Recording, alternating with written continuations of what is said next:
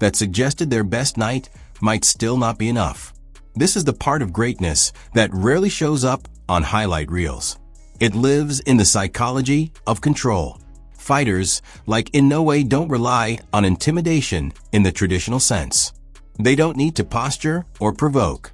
The fear they generate is passive, built over years of consistency. It's a knowledge that even if you execute your game plan perfectly, even if you land first, even if you hurt him, he will still be there, still calculating, still adjusting. That reality changes behavior. It makes opponents hesitate in moments where instinct should take over. It encourages safety when urgency is required. It forces fighters to abandon their identity in search of something new, something they've never had to rely on before.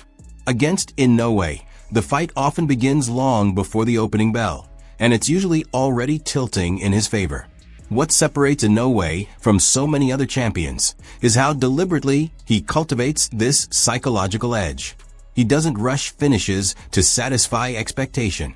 He doesn't chase knockouts to feed narratives.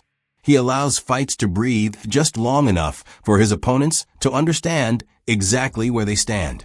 By the time the pressure becomes overwhelming, the outcome feels less like a surprise and more like an acceptance. This approach requires supreme confidence, not just in physical ability, but in preparation. Inoue's discipline outside the ring is as central to his dominance as his timing inside it. Every adjustment he makes mid-fight is built on countless hours of study, repetition, and refinement. He doesn't guess. He recognizes. That recognition is what turns chaos into opportunity. When fighters attempt to overwhelm him with aggression, he sees patterns. When they try to outthink him, he simplifies the exchange. When they wait for mistakes, he denies them by staying just disciplined enough to avoid risk without sacrificing offense. It's a delicate balance, and Inoue has mastered it. This mastery is why the idea of a true rival carries such weight. For years, the sport searched for someone who could force Inoue into unfamiliar territory, someone who could disrupt not just his rhythm, but his certainty.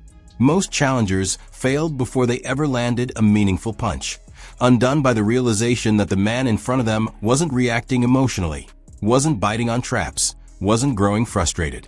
Jun Nakatani, however, represents something different. Not because he is louder or more aggressive or even more confident, but because his approach mirrors Inoue's in crucial ways. He isn't reckless.